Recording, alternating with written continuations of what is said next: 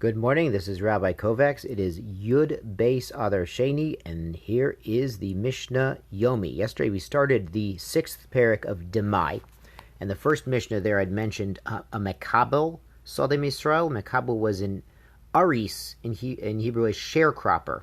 So there's a percentage division between the man working the land and the landowner. And it also mentioned a chocher, which is a renter. And yesterday we talked about someone renting from a Yisrael, from a Jew. Here in Mishnah Beis, in the 6th parak, it starts, HaChocher Sodeh min Oved Kochavim. Somebody's renting from an idolater, from a non-Jew. He's renting land in Israel from a non-Jew, and he has a fixed amount of rent he has to pay. So what does he do when he pays rent from the crops from the field? Ma'aiser v'noten lo. The Jew who's working the field has to take off the trumot and the meiserot before he gives the produce to pay the rent. This was done, the Rav explains, in a public policy way. You don't want to let him off easy if he's renting from a non-Jew, because you'd prefer he gets his money together and he actually buys the land. Similarly, the Seifa of Mishnah Beis continues, Rabbi Yehuda Omer, Af HaMekabel Sodei Avosav. Even somebody renting out the ancestral land. He's renting a field that was the ancestral property of his own family. Mina Ovid Kochavim, from a non-Jew, Ma'aiser v'notenu. He has to take off the Meiser.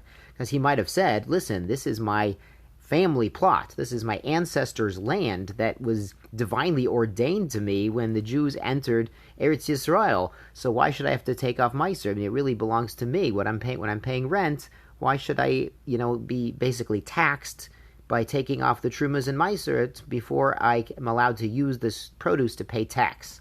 So Rav Bartanur explains, because the rabbis want this man to get his act together and get the money together, get his family together and to scrounge up the money and buy the land. We'd prefer he not rent. Of course, yesterday we talked about we don't want to let the land lay fallow, so we do encourage sharecropping and renting and working the land, but we also want this family of Jews to get their money together and go ahead and buy the land back from the non-Jews and reclaim their ancestral plot, because there's a special value when people are working their own land. We understand logically, they put in more time and effort. They don't want the land to go to waste. They're going to be environmentally conscious. They're going to want to be the custodians and be the ones taking care of this land for their children and their grandchildren. So they're going to take good care of it. It's a pasuk in Micah, the 4th parak of Micah, the 4th verse, V'yashvu ish tachat gafno.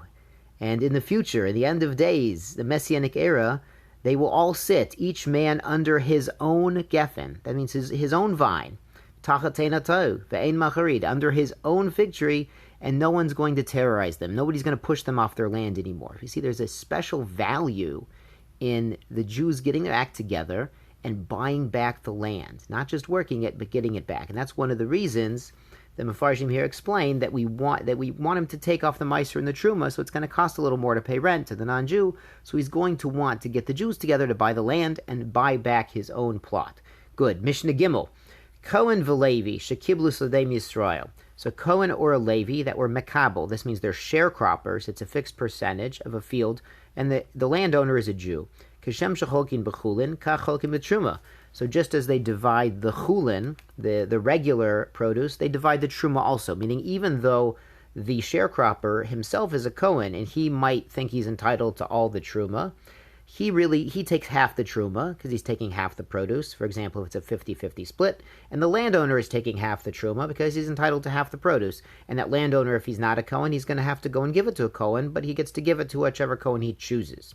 Rabbi Eliezer disagrees. Rabbi Eliezer Omer, in the Seif of the Mishnah, Af Meiser Shelahen Shalmanat Ken Bo. He says even the Meiser, he means the Truma also. So he says what he's saying is if a Cohen is sharecropping the field of Yisrael, the Cohen should take all the Truma. He gets to take the Truma and keep all the Truma for himself and give the rest to the landowner, give the share to the landowner.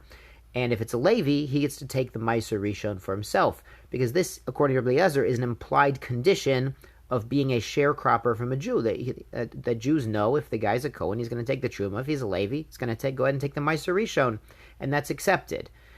We don't paskin like Rabbi Eliezer. The Rav Bartanur explains, because there was no kinyan on this Tanai.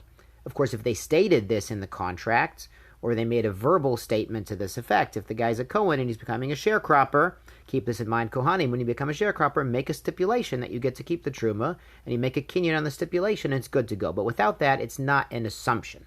Shkoyach Rabosai.